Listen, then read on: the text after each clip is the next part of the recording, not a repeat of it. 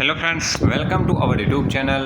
આજે મિત્રો આપણે માહિતી મેળવીશું વહીવટી અધિકારી વર્ગ 1 અને વહીવટી અધિકારી વર્ગ 2 સંવર્ગના પ્રવર્તમાન ભરતી નિયમોમાં સુધારો કરવા બાબત ઉપરયુક્ત વિષય પરત્વે જણાવવાનું કે આપના વિભાગ હસ્તકના વહીવટી અધિકારી 1 અને વહીવટી અધિકારી 2 સંવર્ગ તથા તે મુજબની લાયકાત અને અનુભવ ધરાવતા અલગ નામાભિધાન સમકક્ષ વહીવટી સંવર્ગના પ્રવર્તમાન ભરતી નિયમોમાં સીધી ભરતીમાંથી અનુભવની જોગવાઈ વર્ગ 1 માટે 5 વર્ષ અને વર્ગ 2 માટે 3 વર્ષ દૂર કરી કોઈપણ વિષયના સ્નાતકની લાયકાત સાથે રાખવાથી આ સંવર્ગની ભરતી ગુજરાત જાહેર સેવા આયોગની વર્ગ 1 અને 2ની સંયુક્ત સ્પર્ધાત્મક પરીક્ષામાં સમાવી શકાય, જેથી કરીને ભરતી સંસ્થા ઉપરના ભારણ ઉપર ઘટાડો થશે અને નિયમિત ભરતી આયોજિત થવાથી પ્રસ્તુત જગ્યા સરળતાથી ભરી શકાશે।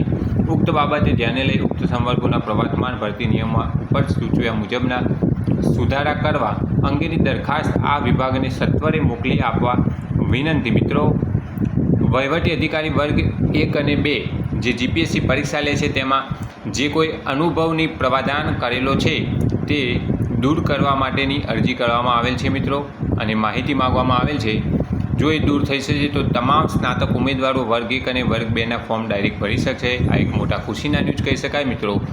Thanks for watching this video. Thanks and good bye.